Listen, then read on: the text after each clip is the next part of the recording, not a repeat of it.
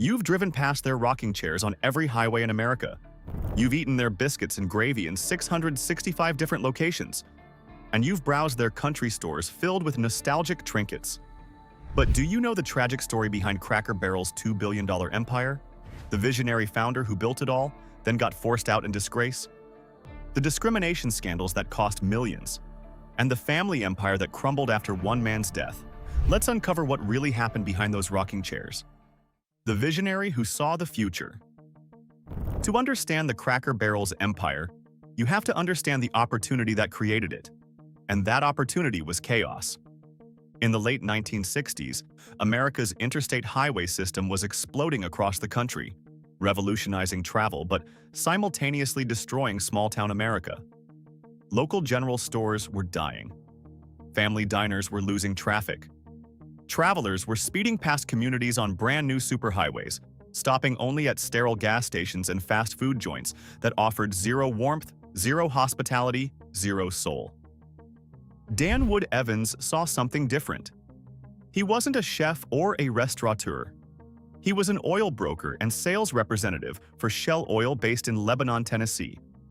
Working within his family's gasoline business, Dan spent his days visiting gas stations along highways, watching travelers come and go, noticing what they needed and what the market wasn't giving them. And what Dan realized was brilliant. Travelers on these new interstates were underserved. They wanted more than burgers from a bag. They wanted a taste of home. They wanted the warmth and hospitality of the rural Tennessee communities Dan knew growing up.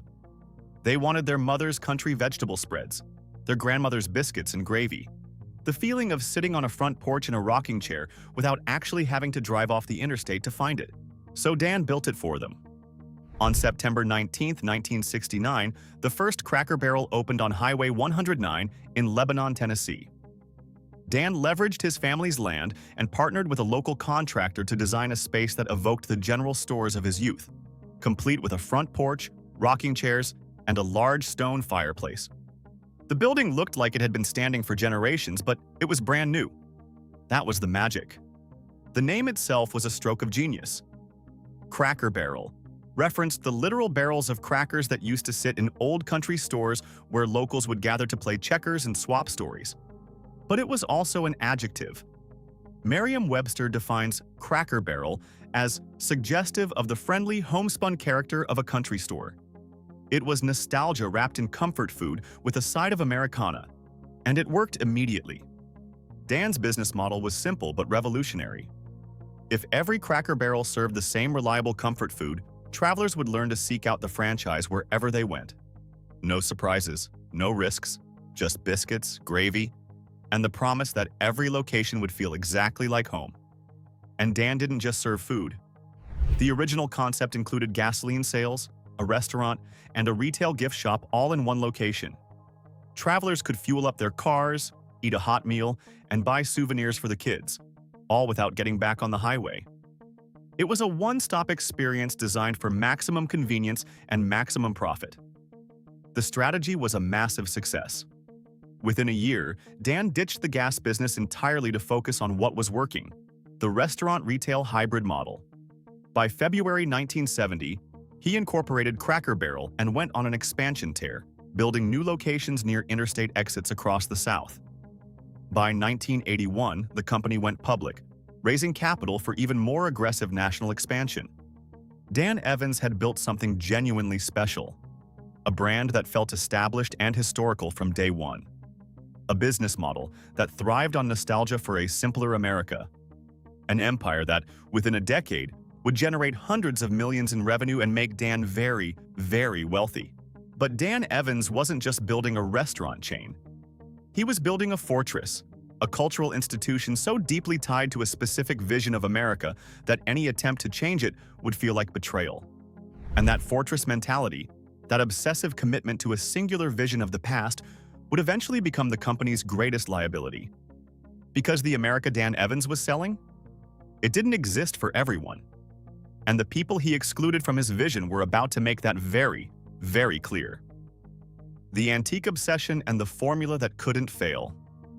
Walk into any Cracker Barrel today, and you'll notice something immediately. The walls are packed with vintage signs, Old photographs, rustic tools, and toys that look like they came straight out of your great-grandmother's attic. Most people assume these are cheap reproductions. They're not. Every single item hanging on those walls is a real, authenticated antique. Which means, yes, they're probably all haunted. When Dan Evins was preparing to open the very first Cracker Barrel, he hired a local antique store owner named Don Singleton and his wife Kathleen to help him nail the rustic country store aesthetic he envisioned. They did such an extraordinary job that the position became a family business.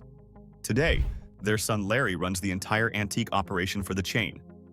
And it's a legitimately massive operation. Cracker Barrel headquarters in Tennessee includes a warehouse containing nearly 100,000 antiques, each meticulously restored and cataloged. Every item is chosen to be regionally appropriate. You won't find photos of the Cincinnati Reds on the walls of a Kentucky Cracker Barrel. The authenticity obsession runs deep because Dan understood something crucial. People don't just want nostalgia. They want to believe the nostalgia is real. Beyond the antiques, every Cracker Barrel location follows a strict formula. Every single one has a horseshoe and ox yoke hanging over the front entrance. There's always a deer head mounted over the mantel display. There's always a stoplight positioned above the restrooms. And of course, there are always rocking chairs on the front porch. Those rocking chairs aren't decorative. They're a goldmine. Made exclusively by the Hinkle Chair Company of Springfield, Tennessee, a family-owned business operating for roughly 180 years. Cracker Barrel sells about 200,000 rocking chairs annually at $219.99 each. Do the math. That's approximately $44 million a year in rocking chair sales alone. Not bad for furniture most people assume is just part of the scenery. But the real financial genius of Cracker Barrel wasn't the food or even the chairs. It was the gift shop. Strategically positioned so that customers waiting for a table had nothing to do but browse, the retail side generates roughly 20 to 25% of Cracker Barrel's total revenue. That breaks down to about $415 per square foot of retail space, Walmart-level efficiency for a roadside restaurant. The company sells everything from nostalgic candy and toys to apparel and home decor, and waiting customers are a captive audience with wallets already open. Cracker Barrel even got into the music business, partnering with country superstars like Dolly Parton, Alan Jackson, and Alison Krauss to record exclusive albums sold only at Cracker Barrel. In 2012, Dolly Parton's 2-disc set, An Evening with Dolly, went gold for Cracker Barrel's in-house label. A roadside restaurant was selling gold records. By the 1990s, Cracker Barrel was generating nearly $800 million annually. By 2000, that number hit $1.77 billion. The formula was bulletproof: interstate location, consistent comfort food, nostalgic atmosphere, high-margin retail sales. Dan Evins had created a machine that seemed capable of printing money forever. But underneath the success, cracks were forming. Because the America Dan was selling, the one with rocking chairs and home-style cooking and family values, came with a very specific definition of who was welcome. And in 1991, Dan made that definition brutally, publicly clear. The 1991 firing policy that proved revolutionary. In January 1991, Cracker Barrel's corporate headquarters in Lebanon, Tennessee, issued a memo that would permanently stain the company's reputation and trigger a decade of protests, lawsuits, and public outrage. The memo explicitly established a policy prohibiting the employment of individuals whose sexual orientation did not align with normal heterosexual values. The company stated that employing openly gay or lesbian workers was inconsistent with its traditional, family-oriented brand. Following the memo's distribution, at least 16 employees across multiple states were fired. Not for performance issues, not for misconduct, fired specifically because they were gay. One prominent case involved Cheryl Somerville, a cook at the Douglasville, Georgia location who'd been an exemplary employee for 3 years. She was terminated without cause other than her sexual orientation. This was legally permissible at the time. There were no federal protections against employment discrimination based on sexual orientation, and Georgia had no state-level protections either. But legal doesn't mean right. And the backlash was immediate and massive. LGBTQ+ advocacy groups like Queer Nation Atlanta, launched boycotts and protests at Cracker Barrel locations throughout the South. The protests often took the form of sit-ins, where activists would occupy tables for hours, ordering only a single cup of coffee, effectively disrupting the restaurant's high-volume turnover model and costing the company money. Dan Evins' initial response was defiance. He told the Tennessean that the company would hire gay and lesbian individuals only if management believed it wouldn't disrupt our business, particularly in rural communities where he assumed the customer base would be offended by their presence. That stance galvanized protesters and drew the attention of institutional investors. The New York City Employee Retirement System, NYCERS, which held a significant stake in Cracker Barrel, became a lead advocate for change. The New York City Comptroller wrote directly to Dan Evins, expressing concern that the discriminatory policy was damaging the company's stock price and long-term brand value. Activists launched a Buy One Share campaign, encouraging LGBTQ+ supporters to purchase single shares of Cracker Barrel stock to gain access to annual meetings and burden the company with administrative costs of mailing 1-cent dividends. For years, management fought these efforts, using SEC regulations to block shareholder resolutions on non-discrimination. But the pressure didn't stop. Protests continued. Media coverage intensified. The company's image as a friendly, welcoming, home away from home was being destroyed by its own discriminatory policies. Finally, in 2002, 11 years after the original memo, 58% of shareholders voted to add sexual orientation to the company's equal employment policy, officially ending the discriminatory practice. But the damage was done. Cracker Barrel was now nationally known not just for biscuits and rocking chairs, but for bigotry. And while the company had reversed the policy, Dan Evins' personal reputation was permanently tarnished. And just as that controversy was winding down, another one, even more damaging, was ramping up. The racial discrimination lawsuit that cost millions. In the early 2000s, while Cracker Barrel was still dealing with fallout from the LGBTQ+ discrimination scandal, a landmark federal class action lawsuit dropped that would expose systematic racism throughout the company. Rhodes versus Cracker Barrel.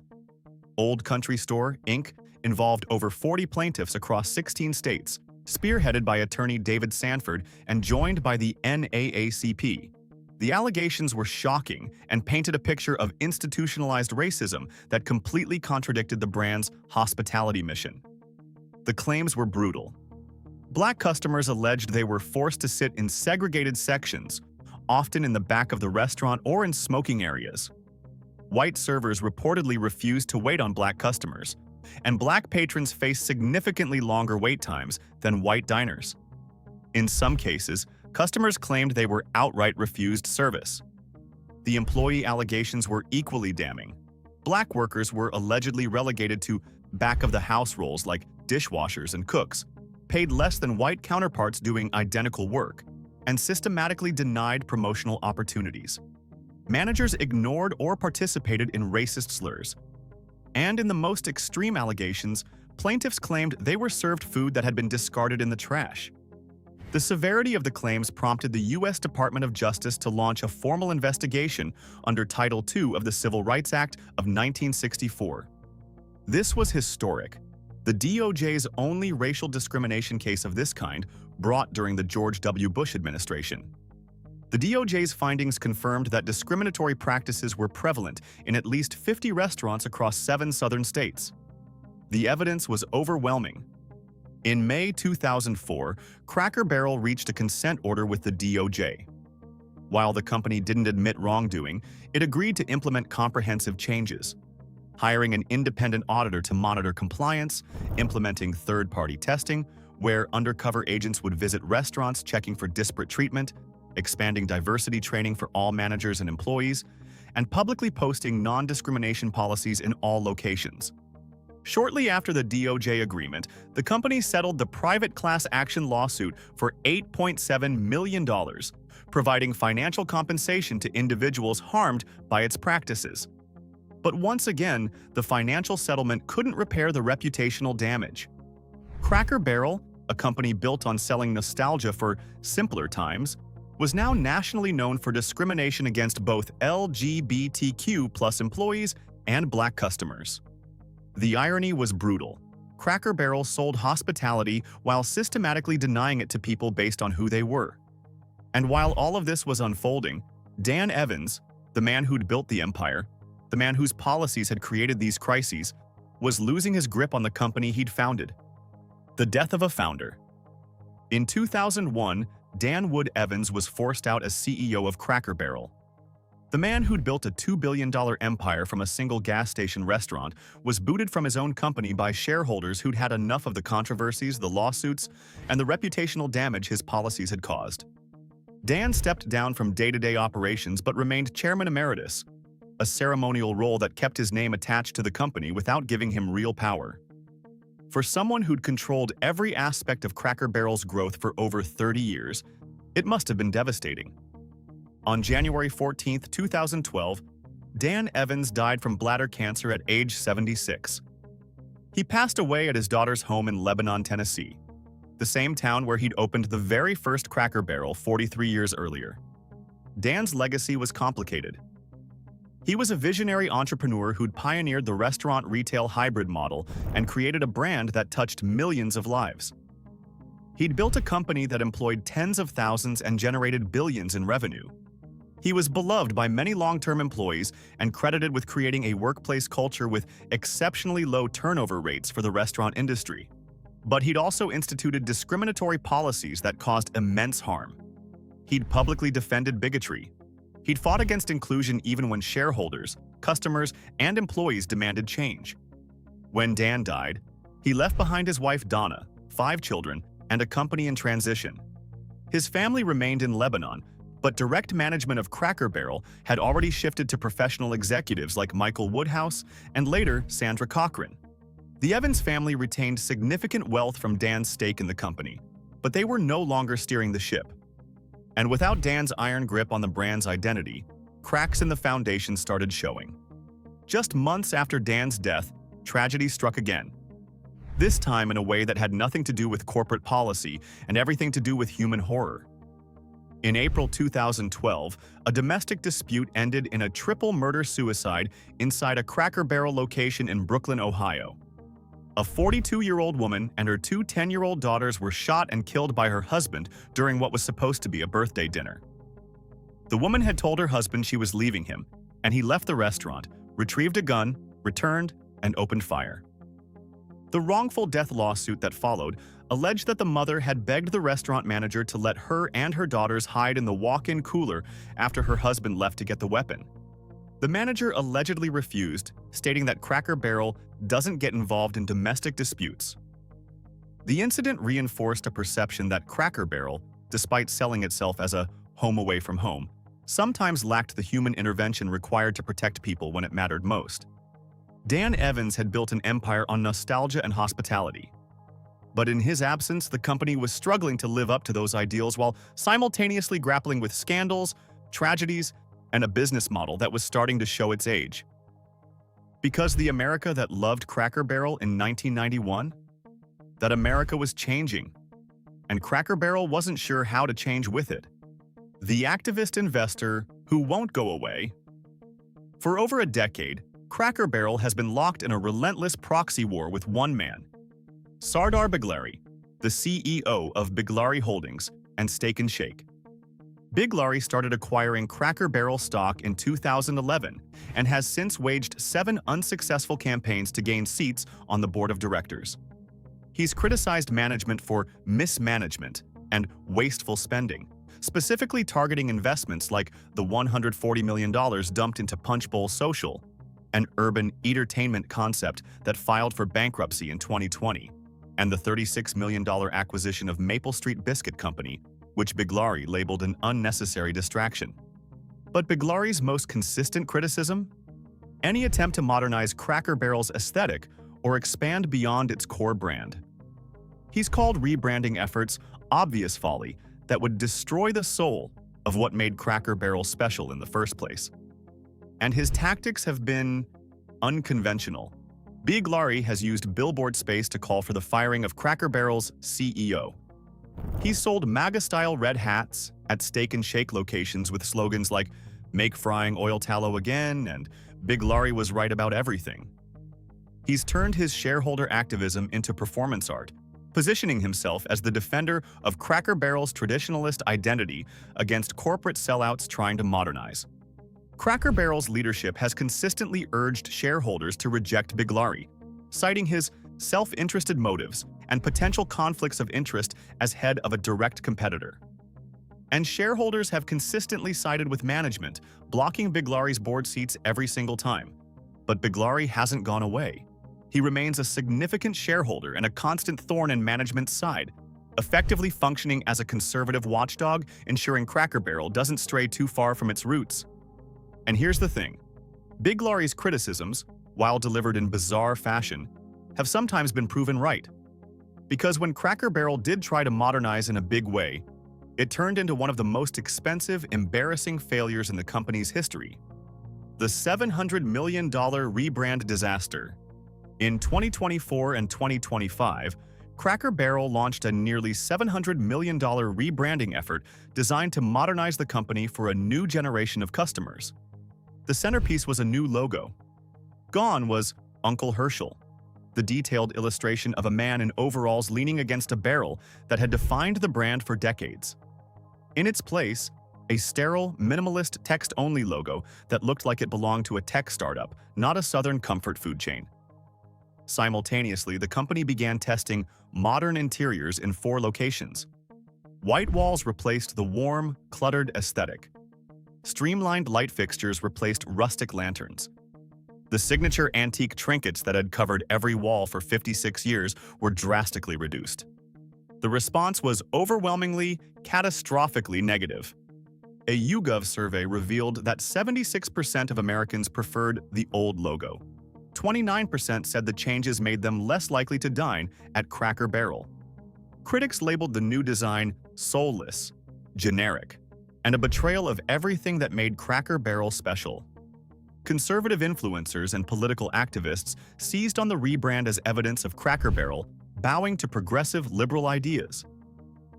The backlash exploded across social media.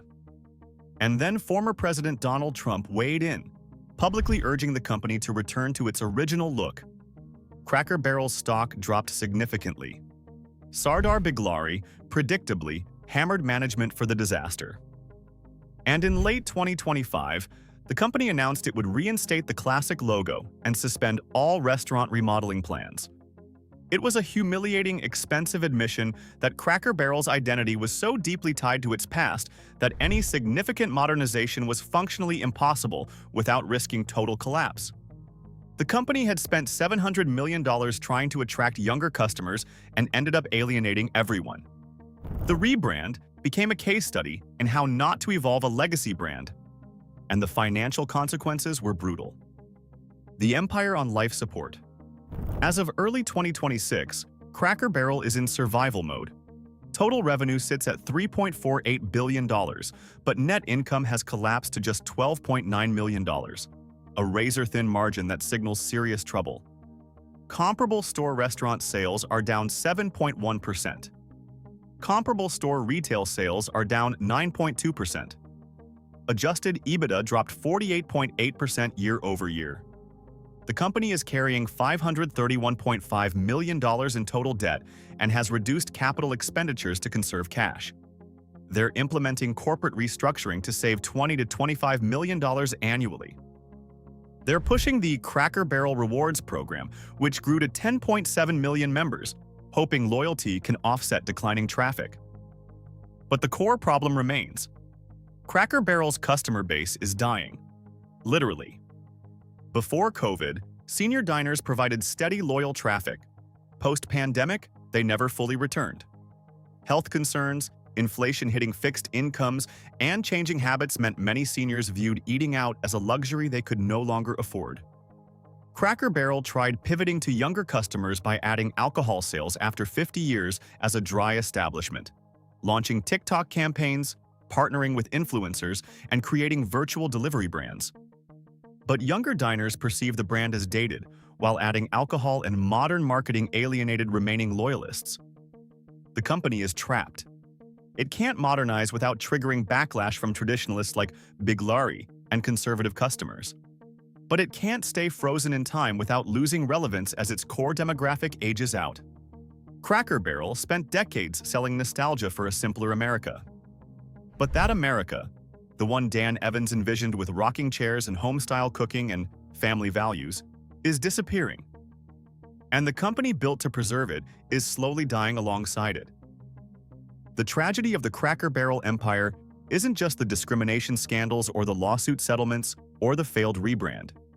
The real tragedy is that Dan Evins built something so perfectly tuned to one specific moment in American history that it couldn't survive when that moment passed. You aren't just eating biscuits and gravy at Cracker Barrel. You're dining in a monument to a past that millions of Americans are ready to move beyond. You're sitting in rocking chairs on a porch built by a man who got forced out for bigotry.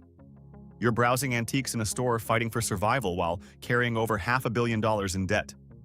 Dan Evins built a fortress. But fortresses don't adapt. They just stand there, aging and crumbling, while the world changes around them.